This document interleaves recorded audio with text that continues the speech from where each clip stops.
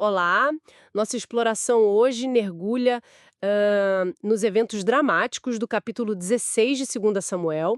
Vamos acompanhar a fuga do rei Davi e, bom, as complexas manobras de poder que se desenrolam ali. Logo no início da fuga, né, Davi mal tinha passado o cume do monte e já encontra Zida, servo de Mefibosete, neto de Saul. Isso. E o Ziba não chega de mãos vazias. Ele traz provisões importantes: jumentos, pão, frutas secas, vinho.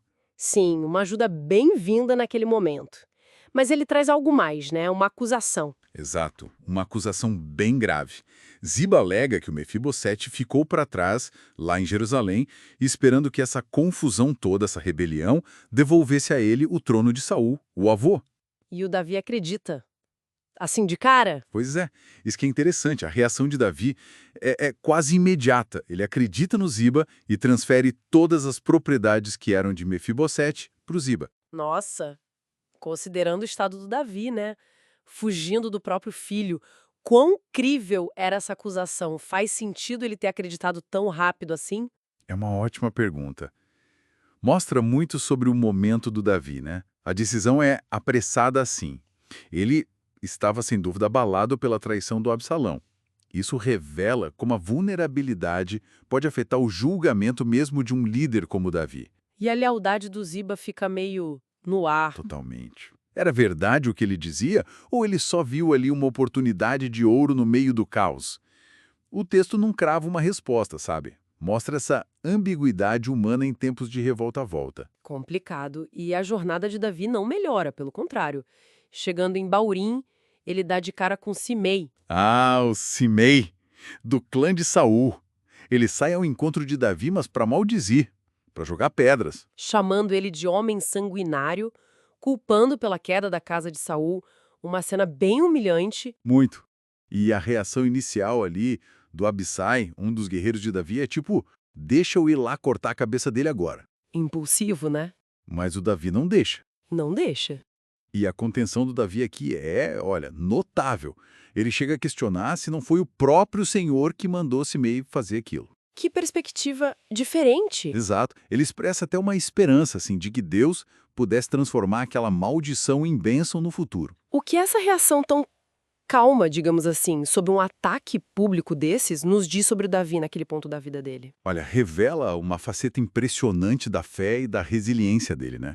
Em vez da vingança que o Abissai queria na hora, Davi busca um significado maior, talvez divino, no próprio sofrimento. É um exemplo de liderança sob pressão extrema. Uma calma que contrasta totalmente com a impulsividade do Abissai. Exatamente. Ele encontra espaço para a fé mesmo quando tudo parece pedir retaliação imediata. Enquanto isso, do outro lado, Absalão entra triunfante em Jerusalém. E não sozinho. Não, ele está acompanhado pelo Aitofel, aquele conselheiro super renomado que tinha abandonado Davi. E, para surpresa de muitos, imagino, Uzai, conhecido como amigo leal de Davi, também aparece lá e aclama Absalão como o rei. Pois é, Absalão, claro, fica com o pé atrás. Ele desconfia dessa mudança repentina de lado. Chega a questionar o Uzai diretamente. Ué, essa é a sua lealdade a seu amigo Davi? E a resposta do Uzai é quase uma peça de teatro político, né? Totalmente. Ele basicamente diz que vai ser leal a quem Deus e o povo escolheram, assim como foi leal ao pai Davi. É uma resposta cheia de ambiguidade. O jogo duplo muito arriscado. Qual era o perigo ali para ele? Ah, o risco era altíssimo. O Sai estava andando numa corda bamba.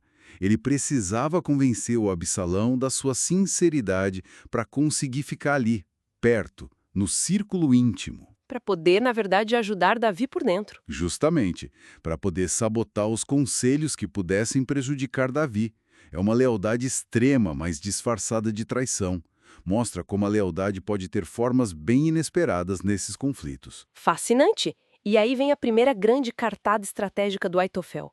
Absalão pede um conselho e o que Aitofel sugere é chocante. Envolve as concubinas de Davi. Sim, o conselho de Aitofel é brutalmente pragmático. Ele diz para Absalão ter relações sexuais publicamente com as concubinas que Davi tinha deixado no palácio. Essas mulheres tinham um status secundário, mas eram parte da casa real. Mas por quê? Qual o objetivo dessa humilhação pública tão explícita? A estratégia era devastadora e eficaz.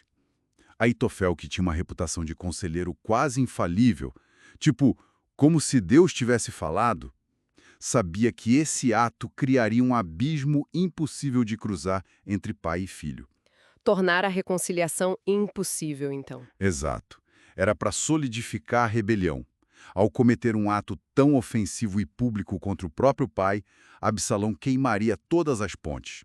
Isso eliminaria qualquer dúvida ou hesitação nos seguidores dele. Mostraria que não tinha mais volta. Aitofel usou a vergonha pública como arma política para cimentar o poder do Absalão. E Absalão segue o conselho. O texto diz que montaram uma tenda no terraço do palácio e ele se deitou com as concubinas do pai à vista de todo Israel. Uma demonstração de poder cruel, né? E um golpe simbólico fortíssimo contra Davi. Esse capítulo é mesmo um turbilhão. Traição, maldição, lealdade disfarçada, estratégia fria. É um retrato muito vivo de como situações extremas testam e revelam o caráter das pessoas, né? A gente vê a possível precipitação do Davi com o Ziba, mas também a força incrível dele sobre a maldição do Simei. A lealdade arriscada do Hussai, a estratégia calculista do Aitofel. Mostra a fragilidade das alianças e o peso que um conselho pode ter, né? Seja ele manipulador ou estratégico. Fica a reflexão sobre a natureza do poder, da influência. Nesses momentos de ruptura, como as pessoas usam a informação, a lealdade, até a humilhação para atingir seus objetivos. A rapidez das decisões, a interpretação dos fatos, a escolha de quem ouvir, tudo isso molda destinos. É verdade. Nesses jogos de poder e sobrevivência, o que será que mais chama a atenção de quem acompanha essa história conosco? Fica aí a pergunta.